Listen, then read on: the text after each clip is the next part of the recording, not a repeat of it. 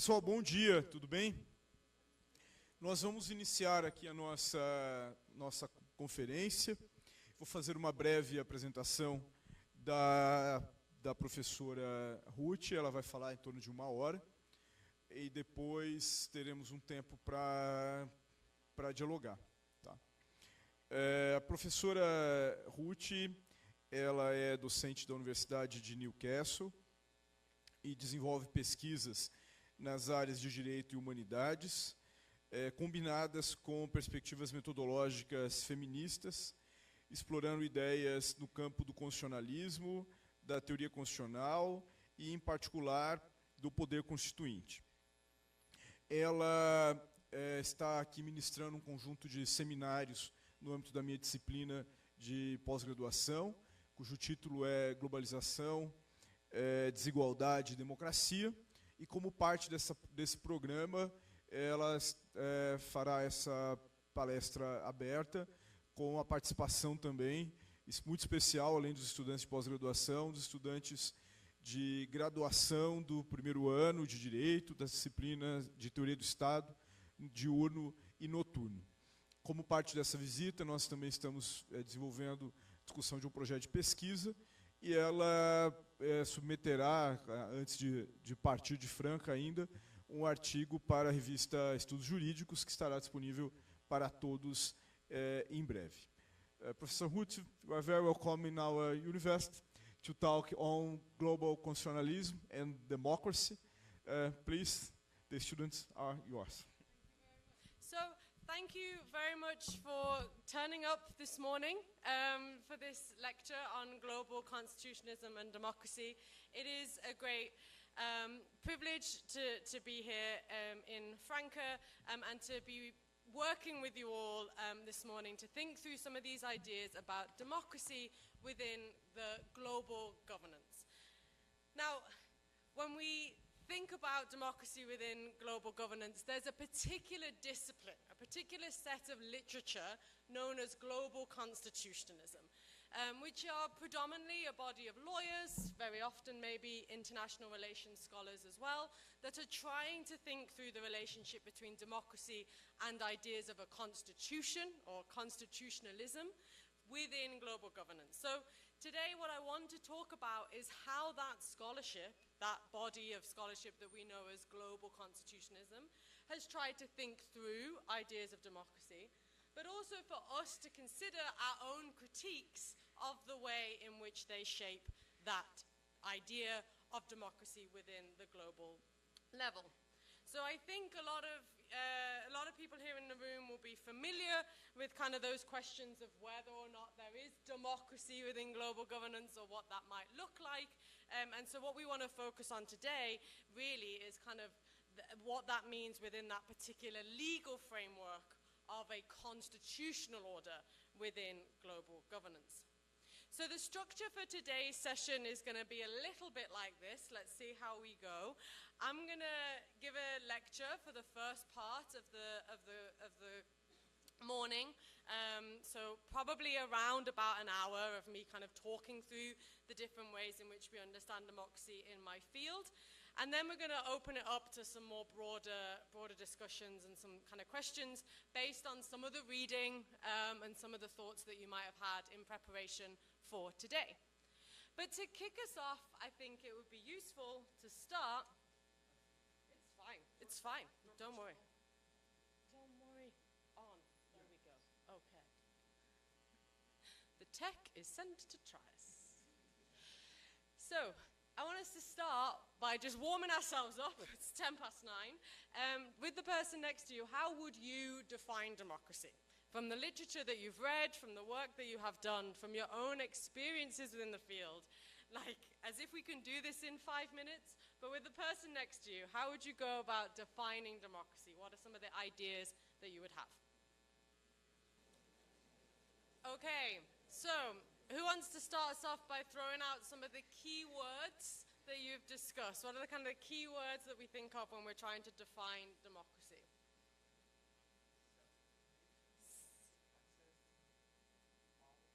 Okay, so we might think about self-determination and kind of access to power within decision-making, maybe. And I think one of the questions that we're going to have going through today, and also ongoing conversations, is what do we mean by self-determination? So a couple of us were all together yesterday to think through constitutionalism, and we kept talking about this idea of a right to self-determination. That might mean in international law the self-determination to become a state, okay? Like I self-determine as a state, but that doesn't always mean the full scope of what we mean by self-determination. To determine your own self. From a feminist perspective, for example, in international law, feminist scholars would say, what about the kind of space for women to self-determine? Energetics clicking. Any other key words that we might have? Power, good one. Yeah.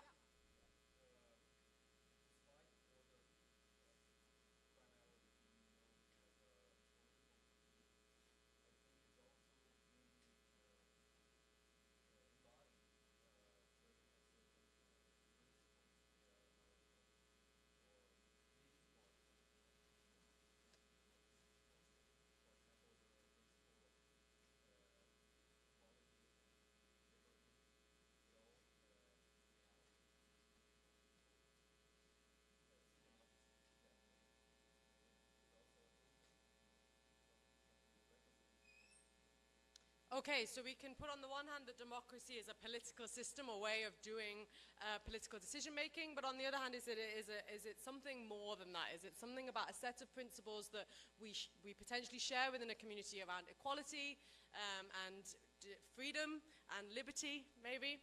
Okay, so we've got this kind of competing ideas. We shall see which one international law and global constitutionalism prefers, but excellent, thank you. Any other key words? Popular sovereignty. Okay, so there's a massive clash, isn't there, potentially between what's democracy and what's popular sovereignty. And within theories of governance, very often in the 19th century, the idea of suppressing popular sovereignty was done through these different kind of limited models of democracy, so that you can have a vote, right? Because then you've kind of expressed popular sovereignty without needing a revolution, to kind of put it in a kind of crude term. So we've always got this tension between the relationship between democracy as that political system and a kind of power question with respect to popular sovereignty. Who has power? Hey, any other key words? So far we haven't had the ones that global cons love. Okay, go on. Deliberation, yeah, a bit of how, we might say. How do we do democracy? We might deliberate. What other ways? I'm going to give you them, because I know you know them. But the global cons love the words voting, and they love the words elections. They like that kind of the how are we going to do this, okay? And a lot of the time what they are talking about are these procedural ideas of democracy. So voting, elections, this idea of participation of particular actors, representation of ideas within global governance. Okay. Now, when I started thinking about these questions of democracy within global constitutionalism, there was obviously a lot of debate within international relations scholarship and within kind of the work by cosmopolitan theorists within global governance that said, look, we already have these different models of democracy. We can derive them from political theory. Presumably what we could do is take these models of democracy that we are already familiar with, and we can just think through how we could kind of reconstruct those models on this global scale. That we understand what these models might look like in a domestic setting, in a state. Can we kind of reconfigure them for international organizations? Can we think through what it might look like in a global sphere? Now, I guess one of our questions then is, well, what models of democracy would you even start with if that was your approach to trying to inculcate or to bring democracy to global governance? Might we start with an idea of liberal, representative, constitutional democracy that we understand within international law, at least, as the model that is built within states in the liberal international legal order? Would we alternatively try to construct a kind of deliberative model, maybe drawing on Habermas's theory of reaching this consensus through deliberation? For Habermas, deliberation, as you probably already know, but just as a reminder, has 4 components. You need a demos that is normally demarcated, possibly through kind of these ideas of territory, or all affected and all subjected principles. And alongside that, you need an informal public sphere that then allows for a deliberative process that then links up to this final act of decision-making. And I think what's important when we think about deliberation for Habermas, deliberative democracy is very kind of procedurally set out, that those almost like a chain of reaction, that the relationship between those different components, deliberation leading to your active decision-making, can give rise to a very institutionalized process that we might want to query who gets missed out in that institutionalized process, what might get missing in how we demarcate a public sphere. We've also then got our participatory models, so almost empowering individuals to actively, directly participate in decision-making, and we might then ask how. And then we might have a model of more radical democracy, something linked more to that idea of popular sovereignty, the very idea that the people are at the heart of what power means within global governance or within a state as our starting point. But what's the problem, I guess, with sort of taking this model-based approach to global governance and saying, well, let's just interrogate those models and think about how we might find evidence of them within the international sphere? Well, firstly, I'm sure all of you can already think of a model I've missed off. And I'm sure all of you can think of competing definitions for the models that I've put on the board. These models are debated with respect to what they mean, what's included, what isn't included, across international scholarship, international relations, political theory, political philosophy. It also means that we end up with a competitive structure of these models. Which of these models might be better? Is it better to be representative, or is it better to have a participatory model? There's these kind of competitive dialogues in the literature. Oh, isn't liberal democracy somehow better than the others? And that, I think, I would argue, ignores some of the more fundamental questions that we have to ask within democracy and global constitutionalism. And those questions are, who is participating, or who is our demos within global governance? Because we've always worked with this idea of the state. What power do they have? Because depending on the model that you pick, that's going to determine what power those participants actually even have. What types of decisions can they make? What types of decisions can they participate in? Do they get to set the agenda, or are they just being asked for their opinion after the fact in a kind of post-ad hoc consultation process? When do they get to exercise this power? Okay, so not just talking about the frequency with which we might ask the people for their opinion, but actually the substantive difference between what we call everyday governance within global governance, the everyday decision-making, and a fundamental question of whether or not they can create the system. Do we actually allow people the constituent power to write that global order themselves? When do they get to exercise power? And the final circumstance, where? Where is this power with respect to democracy being located? So we'll call that the who, the what, the when, the where. And we could ask the who, what, when, and where of each of these models of democracy, because I would argue they're more of the fundamental questions that we need to understand within global governance. Okay. So because we're dealing specifically with a constitutional framework, though, one of the challenges is to think through what is the relationship between democracy and constitutionalism. So one of the seminar questions that we put out for today was, what do you understand the relationship between democracy and constitutionalism to be? So again, just very quickly, 2 minutes, person next to you, how do you understand the relationship between constitutional law, the constitution, a constitution, or ideas of constitutionalism, and democracy? Does a constitution limit your democracy, or does a constitution support your democracy? What do you think? Person next to you.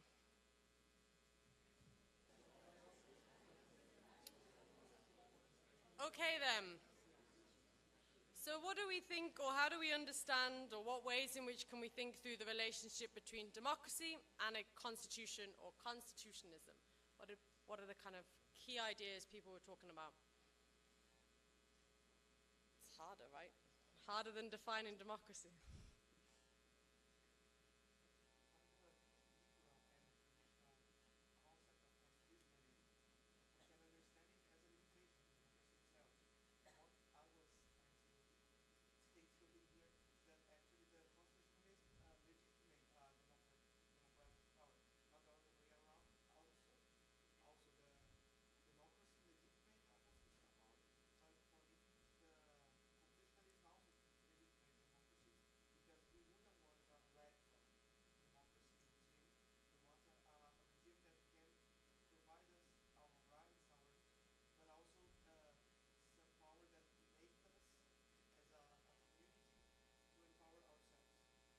Okay, great. So on the one hand, we can understand that constitutionalism might limit democracy.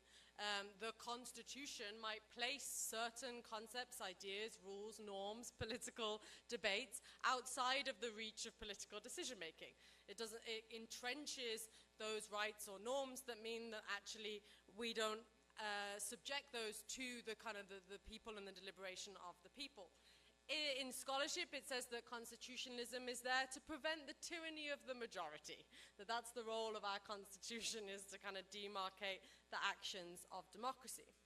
On the flip side, we might understand if we need to construct a community that is predicated on self-determination, on freedom, on liberty, we would perhaps need to frame those rights, those freedoms, that equality within the Constitution so as to ensure that democratic procedures and democracy can then play out.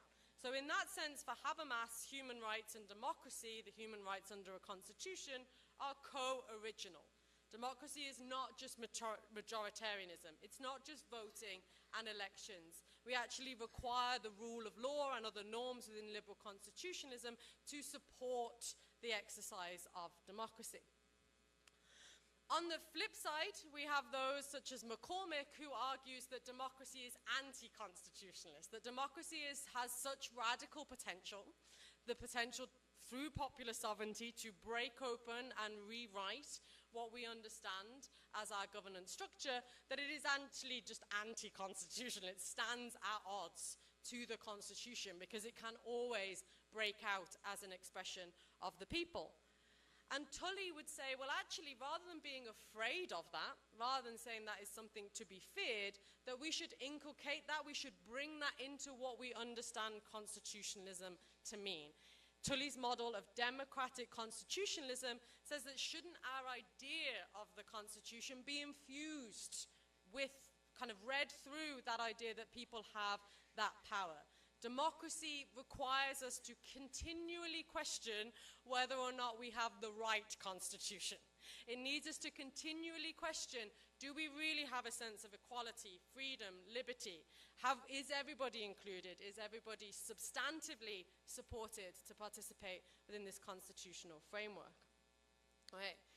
So I think today we've already thought through multiple different ways in which democracy and constitutionalism can relate together in a way that traditional global constitutional scholarship did not.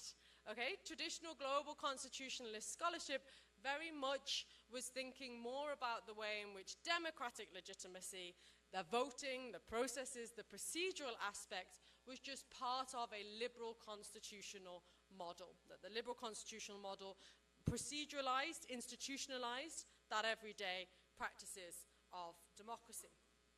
So here's a reminder then of our who, what, when, and where. And so we're just going to very briefly take through some of the questions that we might pose to global constitutional scholarship around these four circumstances of democracy. And these were questions that you probably are already aware of. And what I want us to do in the second part of today is take some of these questions to interrogate case studies or examples that have been put forward in the literature. So, you know, when Anna Peters says, let's just reform the UN General Assembly, I want us to be able to say, yeah, but who? Who's going to be part of that? What power would they actually have? When do they get to have that, and where? So this is our kind of, I guess, our framework of critique. So it sounded a bit basic, but they genuinely forgot about it. So here we go. The who of democracy in global governance.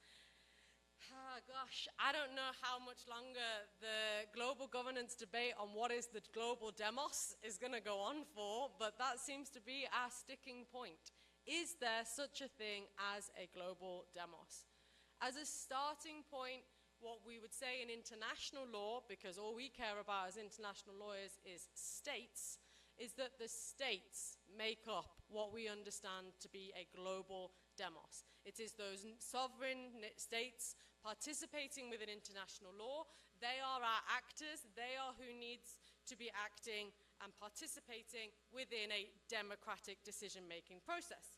Of course, our starting point then is to ask, how substantive is that idea of democracy? Who are those states representing, and to what extent do they truly represent the people within their own states? And I'm sure we can kind of think of various examples where the myth of the idea that a state somehow is a conduit, like up to the global level for its people, is rather limited.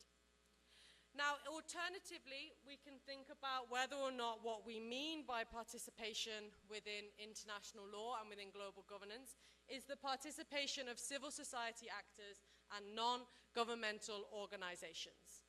So are they our who? Are they what make up our global demos? To what extent might these civil society actors, these non-governmental organizations, be more representative of the interests and the concerns of the people around the world than states? Okay? And certainly for a while, that was the direction of travel for global constitutionalist scholarship, that what we could look to was an increased participation of civil society actors. Okay? That is until they realized that even civil society actors and non-governmental organizations are going to have their limits with respect to how representative they can be of the interests, concerns, and the people within the global sphere. When we think then, are we going to mean by global demos the people? Do we mean everybody around the world? Is that what it means to say that there is a global demos? We end up with these questions of how are we ever going to get everybody to participate in that sort of decision-making process? And so you might already have come across two theories that help us to understand who could participate or who should be included in a decision: the all-affected principle and the all-subjected. So the all-affected idea is that all of those people who would be affected by a decision, all of those people that the decision might touch upon, should be invited to the conversation, should be participating in the decision-making process. That has been critiqued for being incredibly broad in terms of how we would draw the lines around what it means to be affected. Okay? On the flip side, we have the all-subjected principle, those that are subjected to the decision under the governance structure, that somehow the decision would somehow subject them to a body of rules, set of obligations that they would need to carry out. They should be part and parcel of the decision making. The concern around all subjected is that we might actually then narrow the kind of demos construction by missing out people who would be tangentially impacted but not subjected to the governance structure. Now, this was where we were in the kind of early 2000s, kind of thinking through who might be in our global demos, but our questions have changed, okay? And one of the questions I want us to think about is, what about children and young persons? Within global constitutional movements, within global governance movements, today, we see a lot of the kind of drive, the protest, the kind of critique of global governance comes through young persons and children. Think about the climate change litigation that is happening around the world. Very often it is children and movements who are bringing cases to domestic courts to fight for environmental provisions and environmental protection. Or it is children and young persons, or indeed the non-born, that are being listed as appellants within the cases, so that they are actually there as the people that the cases are being brought on behalf of. And so whilst within your kind of constitutions around the world, to vote and to participate in elections has an age restriction, most constitutions do, when we think about global governance, do we need to reimagine that? Do we need to think differently about who gets to be in our demos, given what we see with respect to who is currently driving change or calling for change within global governance? And then we have a kind of new issue, if you like, when we think about the climate and we think about environment, that moment that we're in now. What about non-humans? Okay. So we have scholarship that is looking at animal rights. There are literally constitutions around the world that protect animal rights within the constitution. What about plants, rivers, mountains, other natural habitats? We know that indigenous communities have provisions within their own understanding of the role and relationship with nature. And so why is it that that question, the non-human, is excluded largely from questions about who would be participating within global governance? Now, of course, we can all stand here and say, yeah, but how do we ask? Do we ask the plants for a vote? We can't even work out how we're going to ask people. Yeah, we can think about the practical concerns and limitations, but I want us to free our mind for a moment and say, if we're going to do global constitutionalism and democracy, these are the kind of fundamental questions we first need to ask. Okay. The what, then? Let's think about what power are we actually talking about within global constitutionalism and democracy. And here I want us to draw a distinction between two types of decisions. Okay? The first is that decision that we might call everyday governance.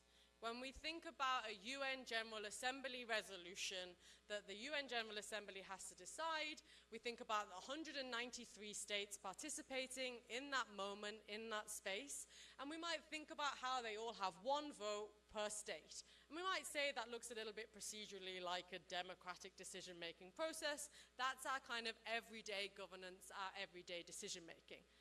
An equivalent would be within the state legislature. Take the parliament, for example. When they are deciding or passing policies or legislation, that's a kind of everyday democratic governance.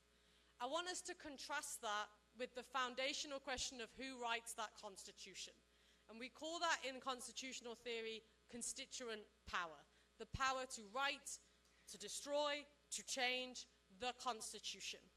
So when we're talking about democracy and global constitutionalism, our starting point had always been everyday governance. Because our constitution is written, we have a constitution for the state. Democracy is that thing that happens underneath that. The everyday decision-making, the everyday practices, our elections, our voting procedures, maybe the odd referendum.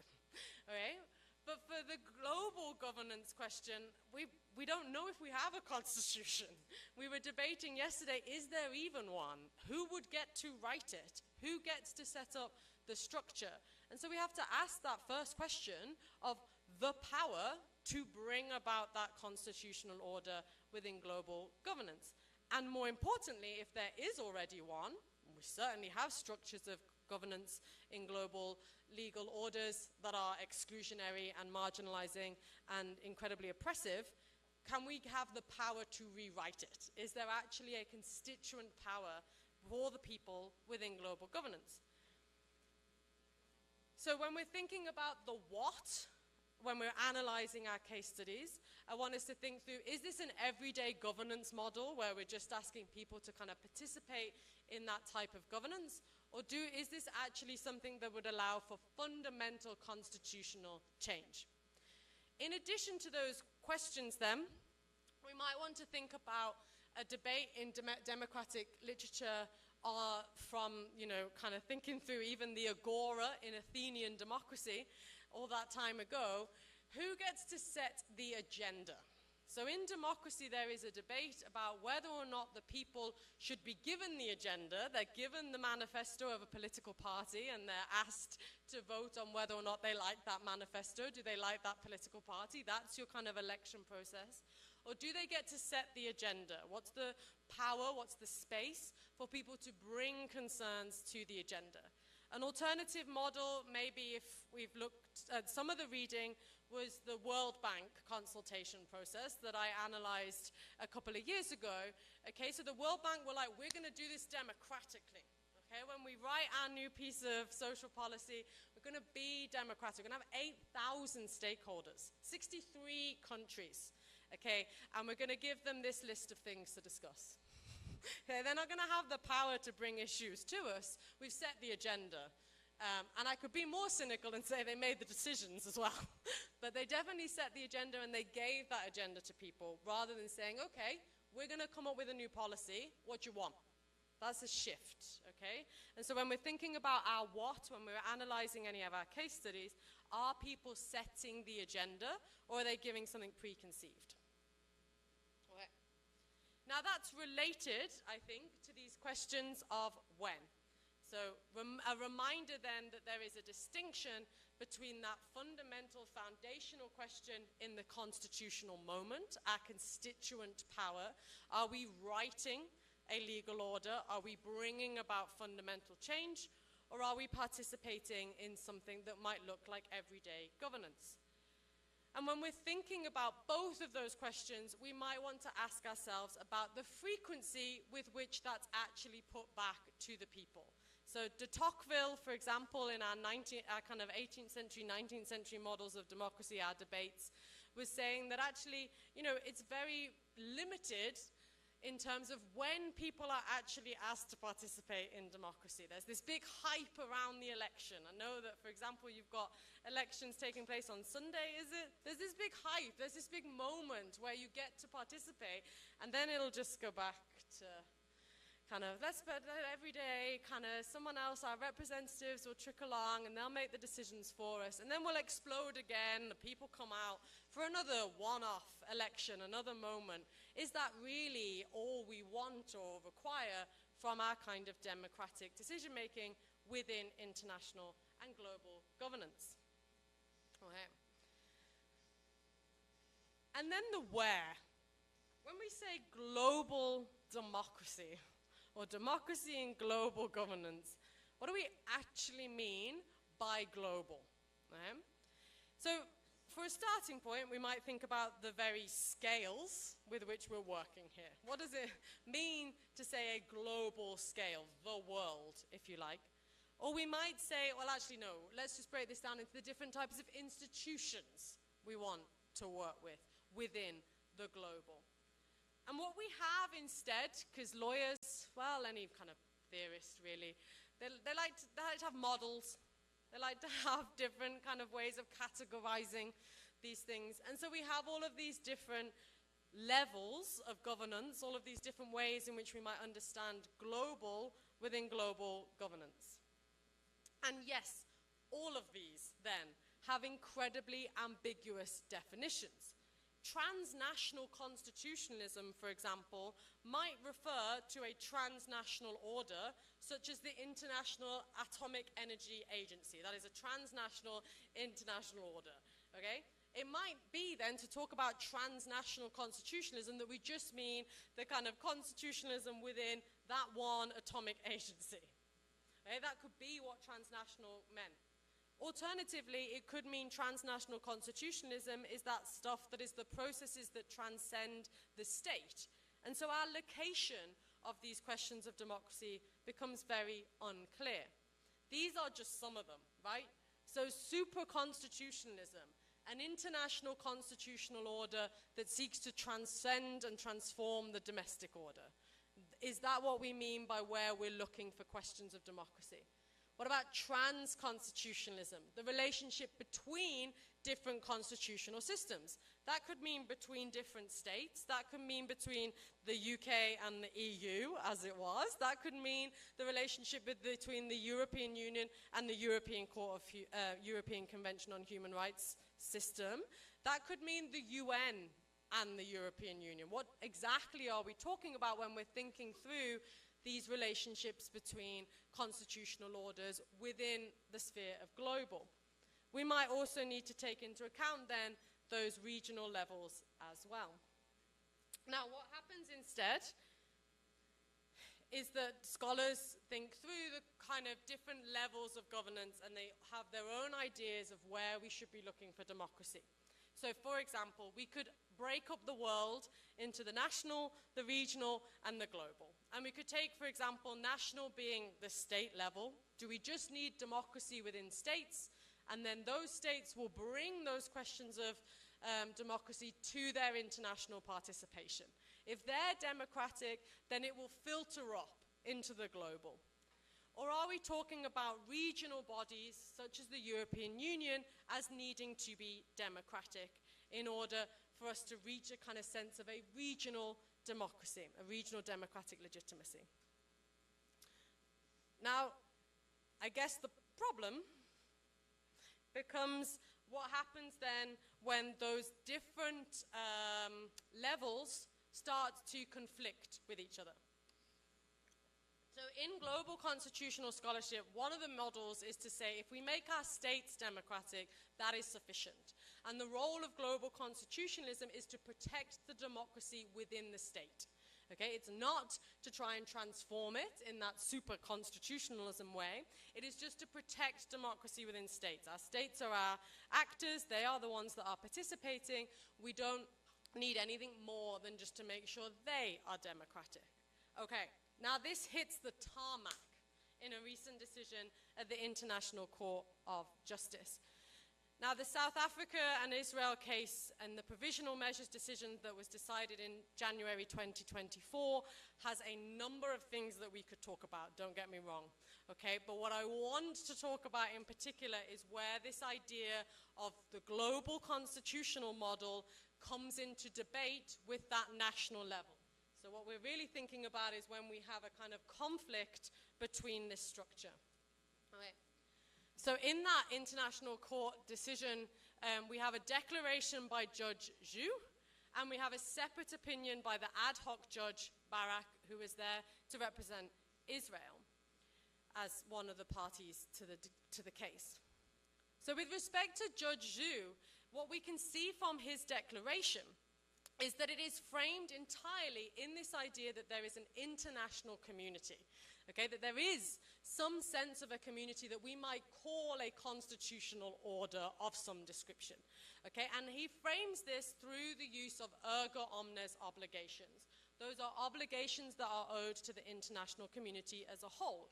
And in that judgment, in his declaration, he says, look, looking back 60 years ago, obligations owed to the international community as a whole did not have real purchase within international legal order. Having an obligation erga omnes didn't mean you could bring a case on the basis of that erga omnes obligation, okay?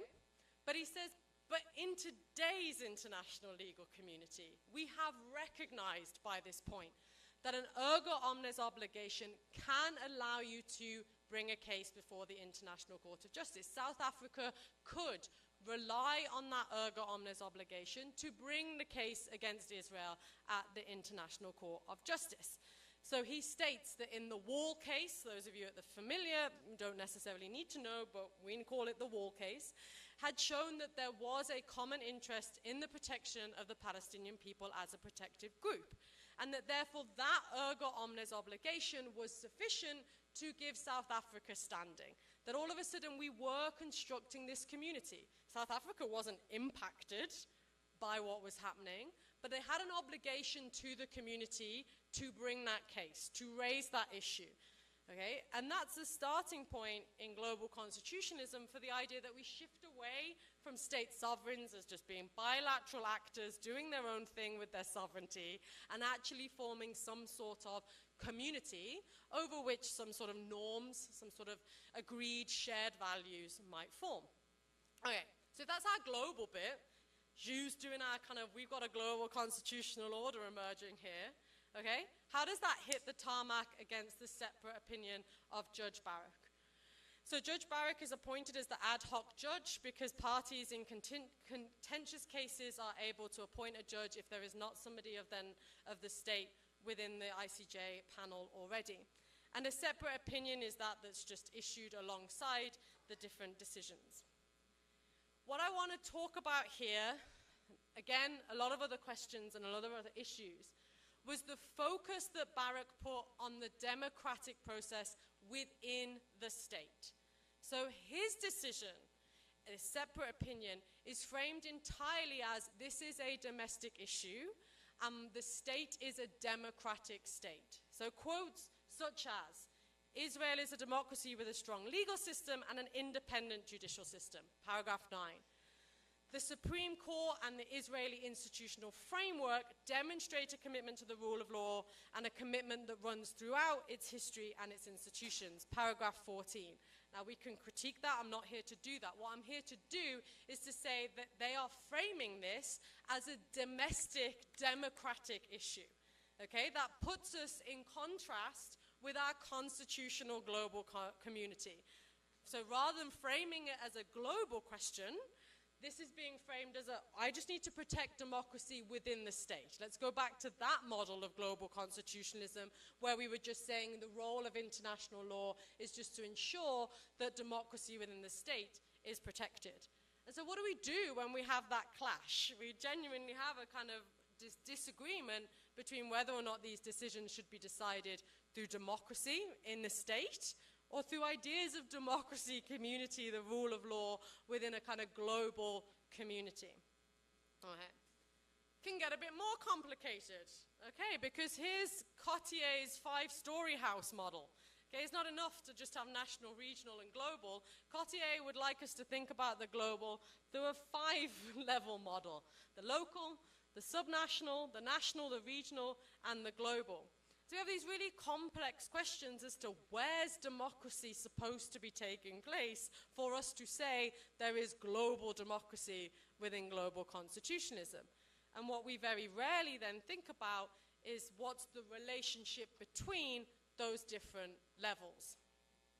So another example then, just kind of to think through where the complexities might come in thinking through the relationship, the subnational, the national, and the international. What happens when those collide, and what's the kind of global democracy response? And so one moment where that potentially collides is this idea of self-determination, and specifically through the question of independence referendum. Right? Within global constitutionalist scholarship, remember our global constitutional law tend to be international lawyers that are looking for ideas of democracy, the rule of law, separation of powers, ideas of constitutional norms, okay? So Anna Petters, one of the people that I want to talk about now, is an international lawyer, okay? And she's talking about the rules of international law, and she's trying to find some gloss of constitutionalism. She's trying to find some evidence that democracy, the rule of law, is infused in international law, okay? And so she argues that there is an international requirement that when we have an independence movement, when we attempt succession within international law, that there should be a referenda, okay? She reckons that there's enough evidence around the world that there should be a referenda. That's an international norm, apparently, that is required. And more than that, she argues that it is international customary law that referenda should be free and fair. She reckons that there's 4 criteria that referenda should meet in order for it to be legitimate, to be lawful within international law. It has to be peaceful. Okay, thanks, Anna. What do you mean by peaceful? How are we going to decide whether or not a process has been peaceful? And more importantly, who gets to decide? Because presumably the people who are calling for independence, those movements that are rising up, they're going to have to do that in the ways they need to do that, okay? And the powers that be are probably not going to define it as very peaceful. But apparently there's a requirement in international customary law that it's peaceful. Universal, equal, free, and secret suffrage. The freedom of media and the neutrality of authorities. And so we were thinking yesterday in our group, when we know what the freedom of media means in traditional media, the newspapers, our print journalism, our kind of 19th century model of the passage of information. What does it mean now? Who is our media? Social media? X? Facebook, Instagram, TikTok, any other things that you might be using that I'm too old to know? Snapchat, I don't know. What do we mean by media, and how are we supposed to consider whether or not there is freedom of it within these current frameworks? And finally, she argues that one of the procedural standards in order for an exercise of a referendum for independence to be lawful in international law is the requirement of international observation. Okay? As if the people couldn't be trusted in some way to do that process, we need international observation. Now, of course, we can all think of examples where that has been very useful. Okay, so let's just take, for example, those referenda that took place in Ukraine that were succeeding from Ukraine as part of early conflict between Russia and Ukraine. Yeah, international observation identified all of the democratic failings of that particular referenda. Okay, but there's a particular kind of imposition by international law in that moment, that we are going to watch what you are doing in your internal affairs. Okay, the rationale of international observation is obvious, she says. Even if representatives of international law organizations are passive observers, their reports will decide about the value which is ascribed to the referendum by the international community. So they're not just there to watch that the processes were followed. Their reports will decide the value that the international community should place on this referendum. That's literally the 4 requirements that Anna Pettis thinks is law in order for us to say that a referendum for succession is possible. And so when we then think about what do we mean by democracy and global constitutionalism, in Anna Pettis' model, actually there's very little space at the subnational or even the local level for the expression of democracy through that idea of self-determination.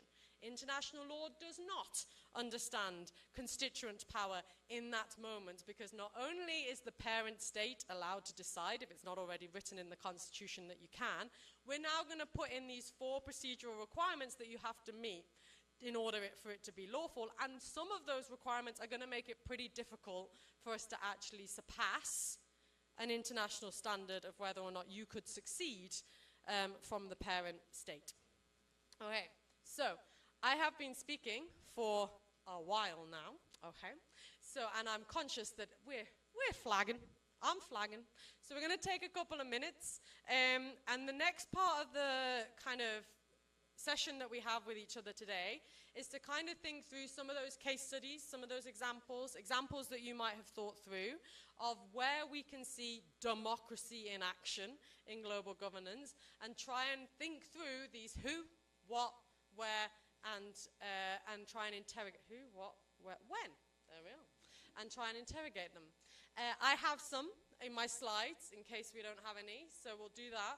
But we'll just take a, should we come back at like just after 10? So take a break, and then we'll go through some of those examples, okay? All right. Okay, so we can start with kind of just having a moment to kind of think through the different examples, the different case studies, if you like, of where we see democratic participation in international law. So I think as part of the prep for this lecture, I kind of said, go away and think about whether or not you have any examples of where you see democracy in action, where do we see these kind of democratic participation. But then also there were obviously examples within the reading as well. And so I don't really want to kind of prejudge examples that you might have, but these are some that I kind of came up with to give us some inspiration. I'll get you to think about it yourselves, and then we'll feed back. Okay, so I'm not going to go through these in depth at the moment, but one example where we might see democracy in international law is the UN Charter. Okay, this isn't my idea. This is the idea of Bardo Fassbender. He's a global constitutional scholar, and he says, well, hang on a minute, the opening of the UN Charter literally says, we the peoples of the United Nations. And in that sentence alone, we can see a commitment to the idea that the people wrote the UN Charter. Okay? They were the ones that have brought about this shift in international law. Start asking yourselves, really? Who? Who wrote the UN Charter? Who was participating in that moment in 1945? What kind of power does that allow in terms of the people to continue to bring about change in global governance? And when? When was that moment decided, and did we get a say afterwards? So that is an example that we could have. We can interrogate it. We can talk about it with each other. The second then is to reform the UN General Assembly. So you'll remember back to the initial lecture where a lot of this is about processes of voting and elections. Global constitutionalists want to know how the international organizations are reforming their processes to make them, quote unquote, democratic. And one proposal is, could we take the UN General Assembly as a model that has 193 states participating within it, one country, one vote, and can we say that that can be reformed to make it more democratic? Now, the particular proposal that we have here is from Anna Petters, who proposes to introduce a new voting system within the General Assembly. Okay, not one state, one vote, all 193 get one. Instead, she thought maybe we could think about whether or not votes could be allocated on population size, so that it would actually potentially take into account the populations within those states, and that you would get an increased vote as that state if you were a bigger state. Would that somehow get us closer to the people within the state? That's kind of the question she would presumably pose. Or maybe we could link voting to the gross domestic product, the GDP, of the country, the state. If you've got a higher GDP, a gross domestic product, you'd get more votes in the UN General Assembly, according to Anna Petters. That might be an alternative criteria. And we can certainly start to interrogate what that would mean for the who of who was participating in the UN General Assembly. And we might also start thinking about kind of what power dynamics might that actually give rise to within the General Assembly if that proposal was successful, okay? An alternative, so that was in the reading. I guess the chapter was big, right? Anna Petters' chapter on dual democracy. It's lengthy, but it's buried in there in a sentence, gross domestic product.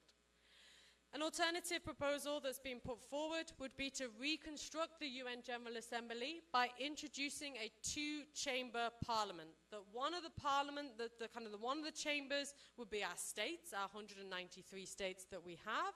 The other would be this directly elected chamber that would also be based on universal suffrage of the global demos of the world. Now, under this particular proposal, note that the chamber wouldn't be given lawmaking powers. The General Assembly does not currently have lawmaking powers within international law. Our second chamber would also not have any lawmaking powers. Rather, what that assembly would do would be to make recommendations. Okay? So we can start thinking about the who, the what power, what decisions, what processes are people, representatives being allowed to participate in. And then we have this proposal for a United Nations Parliamentary Assembly. This was put forward by a guy called Bummel a few years ago, and it kind of waxes and wanes, okay? So sometimes this is a really popular idea, and everyone's talking about the potential of a United Nations Parliamentary Assembly, a standalone, directly elected body of representatives where those representatives would be grouped into political bodies, and this parliamentary assembly would work as an additional consultative body, a kind of consultation process for the General Assembly, that they would feed in to the General Assembly's processes. And then in other years, people don't really think this is such a good idea. It kind of waxes and wanes. It's popular one time and it's unpopular. But that's a kind of model for democracy within international law that has been mooted. We have our kind of consultation processes. I gave the example of the World Bank with respect to safeguard reform, and I couldn't find any pictures of the World Bank this morning without Wi-Fi, so unfortunately you got a very boring screenshot. But the idea being there that could we see through consultation processes a sort of moment of the potential for democracy and what might be some of the problems or limitations of seeing consultation processes as our only model. And then the final model or final case study that I wanted to just put out there for us to think through is what about social movements as being somehow an example, a moment, an opening for democracy within global governance. So a lot of literature is starting to see that actually, rather than these institutionalized processes, these votings, these elections, this democracy is a substantive. It's a commitment to ideas of equality, freedom, liberties. It's also potentially about contestation. That isn't democracy about political contestation, about kind of protest as a way of understanding what democracy can be about. And so it's just some examples that have been debated within the literature. The World Social Forum, here it started off here in Brazil. And then the Occupy movement, so a kind of more modern example of where we might see an explosion, democracy now, of this kind of democracy as protest or as contestation. Are those ways in which we could understand alternatively what we should be talking about in global governance? So they're just kind of sketches, and we can go through those in more depth. But I wanted to give you the opportunity to think through some of the readings, some of the work that, some of the examples you might have brought. So, in your little groups, person next to you, however you'd like to do that, let's go for 10 minutes or until we start talking about our evening's activities. What examples of democracy within international law do we see, do we find? Do you find them persuasive? Who are the who, the what, the when, and the where within the different case study models that you have? And then with the microphone, we're going to kind of report back with the different examples that people came forward with. Does that make sense in terms of the structure? Okay, great. Thank you very much. And if anyone has any questions, I can kind of mill around as we're doing that. Okay then, so should we have a feedback then about some of the different examples or where we might see democracy within global governance? Who wants to be brave enough to offer up an idea, there's no right or wrong, clearly, of where we might see democracy? Any takers? I will bring a question one of the students brought me. Yeah. She asked mainly, how can we discuss a global democracy with a world with a lot of states that are not democratic? Yeah, I mean, so how can we discuss global democracy without states that are democratic? So I guess I'll throw it back open. I think that's right. How can we have that conversation if states aren't democratic? But that would limit us, in a way, to thinking that democracy within the global governance or within global constitutionalism is only predicated on that model of where we are stuck in the national level, right? So Matthias Kumm would say that global democracy, that all we care about is that states in that national box are democratic, okay? But that then means, okay, we have to work very hard on making sure all states are democratic. That's not something that we can do. That's definitely not something that currently in empirical evidence is true. We'd also have to think through all the different scholarship that shows us the multifarious ways, the multiple ways in which we would measure democracy within a state.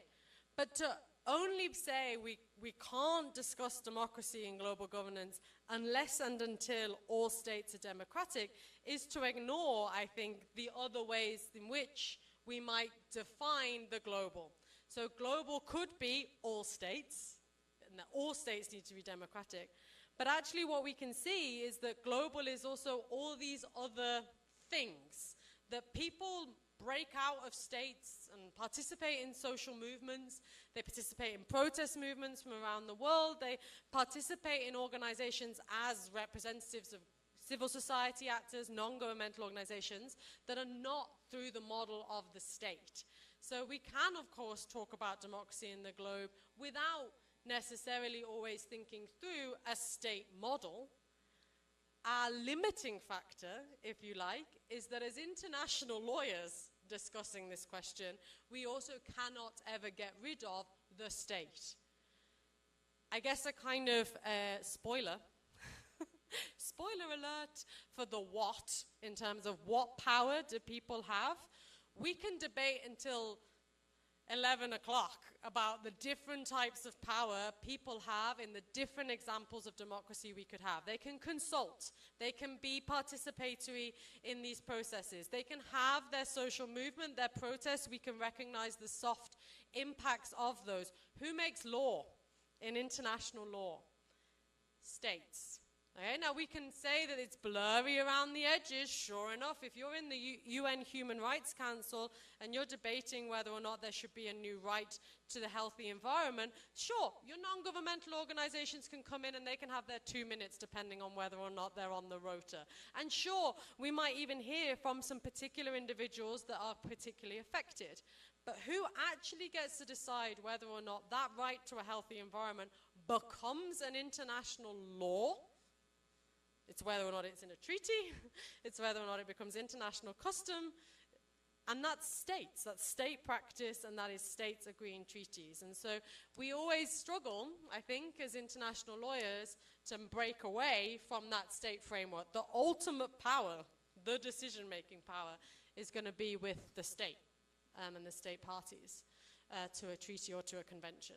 And that's bleak. But it doesn't mean that we can't discuss democracy. It doesn't mean that we can't think about democracy in its iterative potential. This stuff.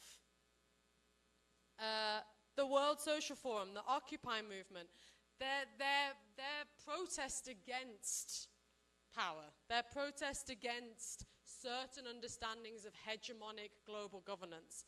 That's not nothing. You know, and then in that iterative potential, in the constantly getting us to question, are we happy with the structures that we have? Are there ways in which we can reimagine this differently? You can't write that off. I think as lawyers, we have a tendency to, because they don't make law. This is a political thing. this is small p politics. But actually, it is something that we would understand as being in the frame of a constitutional moment. That, you know, these are people saying that they're not happy with the constitutional framework that we have at the moment for global governance. And why is that not then an expression of constituent power? One that as constitutional scholars, or as international scholars interested in constitutional questions, we should be mindful of, and we should be mindful towards.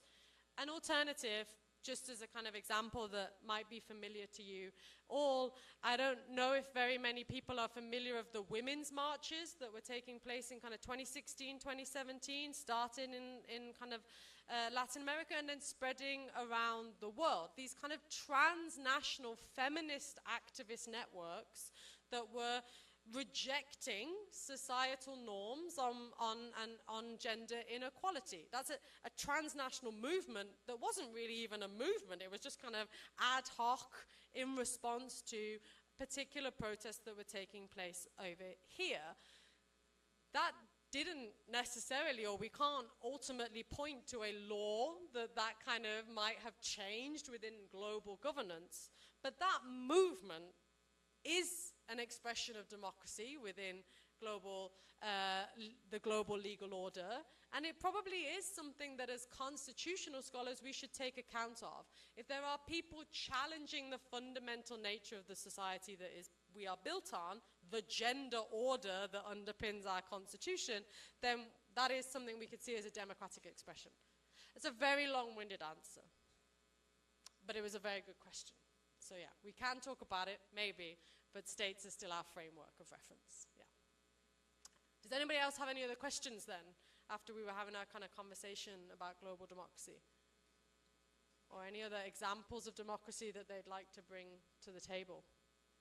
I would like to ask, like, here in Brazil we had the lei Maria da Penha, the law Maria da Penha, that was made after a decision from the Court of Human Rights, the Inter-American Court of Human Rights, that said the Brazil needed to have, violence against women law. So after that, the Congress here in Brazil made this law that is a great law. The UN recognized that. So the people exercise their power by using some international organizations like the Inter-American Court of Human Rights. They exercise that power to make a law that the Congress in Brazil was not making by himself. So I think that suits very well the theme we are discussing here, because that was some using of the global lawmaking, the global changing of legal order that was very important here to Brazil. So I don't know any other examples in other countries or in Brazil também. True. Perdão, acontece. But I think that this case is interesting to the theme, because it's a very important law that came from some global changing, global making of the law. No, thank you very much for that example. I think that it's actually a really useful example, and you probably don't it moves us into a different conversation for this reason. Like all the examples I put on the board, the General Assembly, let's reform that, let's have a new parliamentary assembly, all of those are our kind of standard kind of parliamentary models, right? So when we think about the construction of a state, you got your legislature, you got your executive, you got your judiciary. And often when we're thinking about democracy, it's that legislative bit, that kind of parliamentary bit that you would understand as being, that's where we're going to talk about democracy. That's where we're voting, that's where our representatives are, that's where they're debating and deliberating, and that's where the decision making. What we don't often think about is courts, right? And there is a huge debate in constitutional theory about what is the role of the court in democracy. Like, can courts be democratic or part of the democratic process, or are they at odds with the democratic process? Which takes us to that original question of what's the relationship between constitutionalism and democracy. So if our court structure is part of our constitutional structure, is it antithetical, is it opposite to this democracy stuff that's happening on the ground within our political model? And so some scholars will argue, look, courts can't be democratic. Okay, you can't say that they're part and parcel of what it means to be a democracy, because they're, well, I mean, I'll take the UK as an example. Like, they tend to be incredibly old white men, disconnected largely from the population, and we struggle to get any sort of sense of diversity on the upper echelons of the structures of the UK courts. They can't be democratic because they're not elected. They're not representative. They're not there to act as representatives. They are there to uphold, in kind of constitutional structures, the Constitution. So they can't be. On the flip side, you have all this scholarship that says that the role of the courts is to maintain those norms, those rights, those freedoms, that idea of equality, etc., the constitutional structure that facilitates, that enables, that allows for democracy to flourish within a constitutional state. Now notice I'm using those models of what we understand constitution to mean in states. Okay. And we can uplift those. We can say, okay, those debates can happen within global constitutionalism. But there's an additional question in global constitutionalism, because of course we're starting from scratch. We don't really know what it's going to look like. We can see it potentially emerging, which is this. And this question is posed by Jane Rooney, who wrote her thesis on this work. Maybe because in global constitutionalism, one of the only places we can see people acting is when they are acting as litigants, when they are bringing cases. They bring cases to the European Court of Human Rights. They bring cases to the Inter-American Court. Is that the moment at which we can say that there is an opening for what she would call constituent power?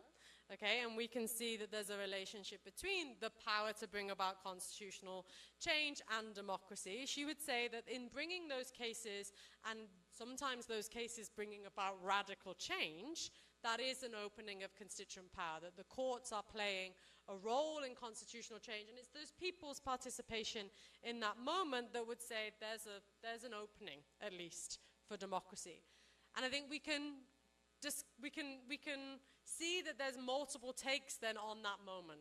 We could see that as a type of participation and not necessarily call it democracy if we understand democracy to be this kind of more the how, the procedures, the voting, etc. Or we can see it substantively as a moment in which, yes, people are upholding, facilitating the kind of the ideas of equality, freedom, liberty, and inculcating that through the international legal system in order to enhance democracy within the state. So I think that's a great example, actually, of the way in which the conversation has gone in Global Con, has gone very political bodies, and we could have gone kind of in a different track as well. So thank you for that example. Any other questions or concerns? Yeah. I don't know if this is the example you're looking for, but I'm thinking if you define the Paris Agreement in 2015, for you, do you think this was a democratic process? Because I think in some way, yes, because a lot of countries deliberate, they found determination for the climate change, a kind of mission, and this emerged a political matter, international political matter for US, if Trump will get in or get off and decide to respect or not respect. But I don't know if you define this kind, because it is a specific thing, right? Climate change, and define what will make for a better way for, get better this kind of matter. And I don't know for you if you're looking, if you understand this kind of discuss democratically. So I guess, okay, so in terms of things like international treaty making or international kind of conferences of the parties, which is what we might refer to the process with respect to the Paris Agreement, can we call them democratic? I don't think it's for me to decide whether or not it is for a start, but I guess I would throw open some questions that we'd want to ask about. And these questions are going to maybe look like stating the obvious, but I think that's the minutiae of the detail that we need to get into. So, okay, we can say that a lot of states participated in that moment. Okay, that takes us back to the question of states are our actors. Okay, and so then we ask, well, who else was there? Who else could be there? And so within the kind of environmental law world and the kind of conferences of the parties, we see that for a long time they have been more open to civil society actors and to other movements being part and parcel of those gatherings in the conferences of the parties. Very often there will be side panels, there will be side conferences, there will be participation through civil society actors, so that it's not just states, but there is actually a kind of broader global community that is meeting in those moments. Okay, but then let's get more tricky, which becomes, yeah, okay, but what's the role of those civil society actors, and how do they get access to that space? Who are the actual civil society actors that have the resources and the means and the time and the money to get there and be there and participate? We can look at an alternative within the Human Rights Council, which is one that I work more closely on, but we can draw parallels, which is that in the Human Rights Council, to participate as a civil society actor, you have to be on a rota, on a roster, and there's 3 different levels at which you can be an actor and participate as a civil society actor. And the group of states within ECOSOC that get to decide whether or not you are on the roster. And you can study which civil society actors are given permission to be on the roster.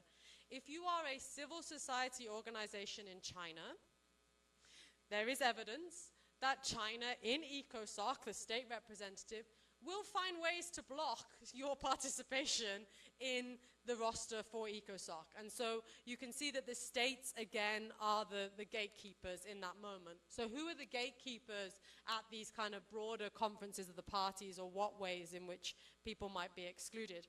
That roster, by the way, the 3 different levels, also determines how long you can speak for. Okay, do you get 5 minutes or do you get 2 minutes to speak in the international sphere? That's not the same as the conferences of the parties, but we then can ask ourselves, well, when we say they're there, are they in the right rooms? Are they having access to the decision makers, or are they still in these kind of side spaces outside? And I think they're kind of, if you like, the kind of the who, what, when, where. That's why we kind of need to ask those more preliminary questions as to the real power that is taking place in those moments. So I think, yeah, it's a good example of where we can start to problematize the idea that states are the only actors in international law, but we do need to then interrogate the scope of power and potential for the other actors. Yeah. Any other questions or thoughts? Okay. Professor, I'd like to go back to that those proposals about how to reform the UN General Assembly, the ways of how could we redefine forms of participation. Should we take into account GDP or population? It seems to me that GDP, the GDP proposal is kind of simplistic, and it strays away from that well-known concept of one person, one vote. So it doesn't really make sense for me. But if we focus only on the population size, even though it makes sense, I think it has its flaws. And I was even looking it up. We have the problem of gerrymandering on the US. So the redrawing of lines of groups, of how many votes one specific group might have, that's a problem that the only focusing on population sizes might not work on itself. So I really don't know if there is a way for us to redefine it in a general rule. I think that even though we might need to draw those lines because we need some sort of direct participation, we might need to have some different ways to act in the UN, like in civil societies and non-governmental agencies. They should have direct access. Like in Brazil, when we talk about collective procedure, we have some associations and we have other entities that can do that and represent groups on themselves, even though we might not have to go through gatekeepers like states. I think it might have to be a multi-way solution. We can't focus only on one way of defining who has the right to say it and who hasn't. Yeah, no, excellent. So I think it is worth pointing out that the proposal to reform the General Assembly, what we have to remember again is that global constitutional scholars are always working within the frameworks of international law. So as a starting point, in order to bring about any reform to the UN is going to be tricky because you're going to have to get states to agree to that reform. And so any kind of suggestion of how you would change the General Assembly is probably that kind of thought experiment space to try and get us to think about which of these models work better, because actually bringing that change on the ground is going to be incredibly difficult. Now, what might Anna Peters have been thinking here when she was saying, can we shift this towards population size, can we shift this towards GDP, is to trying to get us to think about the role of states within international law. At the moment, on our Westphalian model within international law, states are sovereign, and we have a commitment to sovereign equality. And so, you know, regardless of your size, your military strength, your economic power, the state is equal in international law. What this suggestion does is to entirely break open that idea that states are equal within international law. If you suddenly allocate votes on population size, or indeed you suddenly start allocating them on economic power, you've bought into that realism that states are not equal, and that their size does matter, and that their military and their economic strength is what is working behind the scenes within international law. And so, you know, I think what Peters might be asking us to do is which of those two ideas is more democratic, that we we understand the realism, the actual power, and we can then interrogate what that is in international law, the big superpowers? Or do we continue on this myth of one state, one vote, we all get a vote, and that looks more democratic from a kind of on-the-face model? And so rather than kind of seeing GDP as being an actual way in which this could work in reality, I wonder if it's a kind of thought experiment to do that, to think through, we actually really need to rethink what representation and participation might look like within these spaces. Yeah, agreed. Any other questions or critiques or comments? Yeah, oh, and there's one in the back as well. Yeah.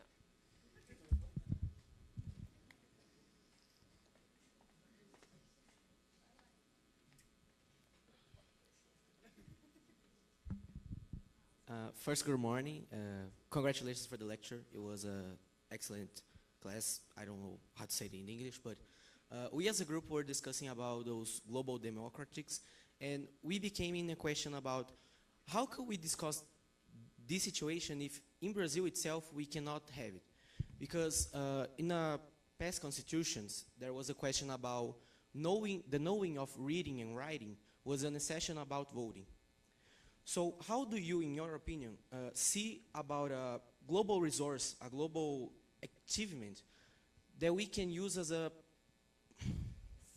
fuck? I got that one. That we can use as a justify to voting in a global democracy? Is the political education, is about the civil knowing about the law? What is those resources? Okay, so just so that I'm double-check your question, are you talking about what pre-commitments or what pre-requirements will we need before people are allowed to participate? Exactly. Okay. So should there be some kind of baseline requirement on which people need to meet before they can then have a vote? So do you need to have knowledge of the world, for example, before you can pass and participate as part of a democracy? I think that's a really interesting question in terms of what qualifies anybody to be a voter within either a state or within the globe. And of course, we could sort of start from the normative position of, should we have limits? If you're a person in the world and that decision is going to affect you, all affected, should you be able to participate without any kind of requirements or standards that you would need to meet? Because I guess from a kind of critical perspective, those requirements are always going to be potentially incredibly exclusionary and used against people to say, well, you can't participate because you don't meet this benchmark. On the flip side, right, you can see the counter-argument being, well, what knowledge of these particular decisions that are being made at the global level do we have? I mean, I study this stuff, and there's multiple bits of global governance I don't know anything about. And so should I therefore be qualified to pass any kind of vote on these matters? I can educate myself if I've got the particular resources and the particular time to kind of do that work. But what gives me the right to vote on an issue that I don't know anything about? Now, this goes back to democracy in Athenian democracy. You know, people don't have time for democracy. And that's why we have representatives. Okay, they do the work, they do the studying, they swat up. They're the ones with the knowledge and the kind of material and the time and the resources. We give them that. Sieyès, in the French Revolution, he was writing about who should participate in the new constitutional draft of France. And he says, you know what, people don't have time. So what we're going to do is we're going to have some representatives, and they're going to write the constitution. We're going to free the people. People can go and do their own thing, and the representatives are going to do the hard graft. So I think that's the kind of the counter-argument in essence. If we want people to make knowledgeable decisions, some democratic debates would be like, that's why we have representatives, and they will do that work. But I guess it's an interesting question. And I'm not here to kind of say an answer, am I? I'm kind of here to kind of throw out different things for us to think about as well. And I guess it comes back to our point about children. Should there be an age requirement? Should there be an age restriction that you have to pass? Should there be these kind of limits on who gets to vote? It's an open question. Some of the work that I've been doing, and we were talking about this briefly yesterday, was, you know, how far have we really moved away from the property requirement to vote? So the US initially had a property requirement for people to vote. The UK, even when we gave women the right to vote, had these property requirements. That gerrymandering of drawing the kind of spaces is all tied up with these ideas of territory and kind of who has and who hasn't and where are people, which I think has these kind of limitations on who can participate. Thank you very much. Wow. Marilla, did you have a question? Ah. Now we're going.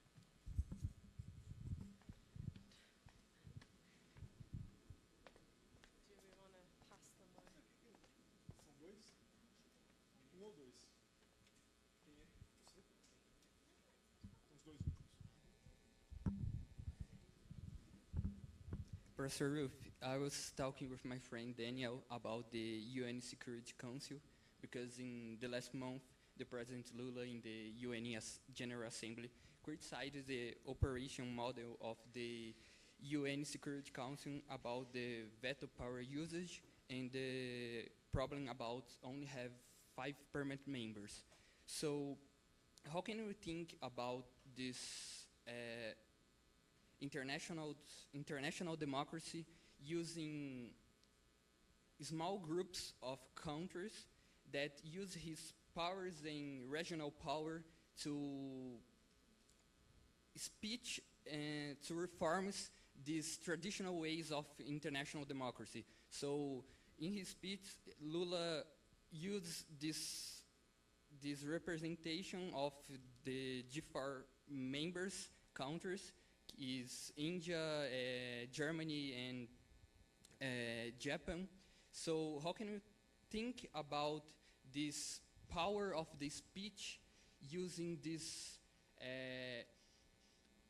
countries that have a huge power regional and use this speech to reform this traditional way of thinking the international democracy? Yeah, excellent. So if I understand your question properly, just to double check. So we're talking about whether or not in raising the issue of whether or not we should reform the membership of the Security Council, was that a moment of where we might see a kind of democratic opening? Is that kind of what it was, that speech in and of itself got us to think about democracy or allowed for the potential of? Yeah. Yeah. And I think, exactly. In a sense that one of the ways in which that would be shut down immediately by an international lawyer would be say, that's great, I'm really glad he had a little talk there, a little speech, aired some grievances, but we're not going to be able to change the Security Council because Article 108 requires that the 5 permanent member states get a vote on how to shape the Security Council. And those 5 permanent member states are not about to give up their power to expand the space of the Security Council.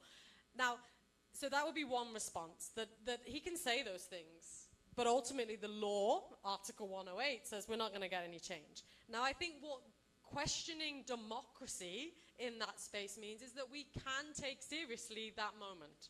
That was, if you like, a protest. It was iterative. It was irritating, the order to say, we could do this differently, you know. And it might not change today or tomorrow, or indeed whilst we currently have the UN framework where we have, but that moment of rejection, that we don't have to see the way that the order is constructed. What's his name? Nico Krish would argue that that might fall under what we would call a pouvoir irritant, right, to say it in French, an irritant power. It's not a constitutive power, but it is a power to irritate. Okay, so those powers of protest, to just actually reject for a moment what the international order is asking of us. And he talks about states withdrawing from things. So We might think about the US withdrawing from various international organizations, the Human Rights Council for one moment, the WTO dispute settlement for another, as being that irritative potential, just rejecting it. And I think, you know, we can draw a comparison then to that moment of being able to say, we don't have to do it this way. Couldn't we see this differently? And so it might not ever bring about change in a kind of constitutive power way, but it's that irritative potential of saying, I don't buy this. I actually reject this. So I think that's a good example. Yeah. Thank you for bringing it forward. I think that's us. I think we're at 11. I think we've all done very, very well. I want to thank you all for bringing those examples, for sticking with us for 2 hours. It's been an absolute pleasure to speak to you, to work with you. And if anybody has any questions or whatever, do just let me know. Thank you. Thank you very much.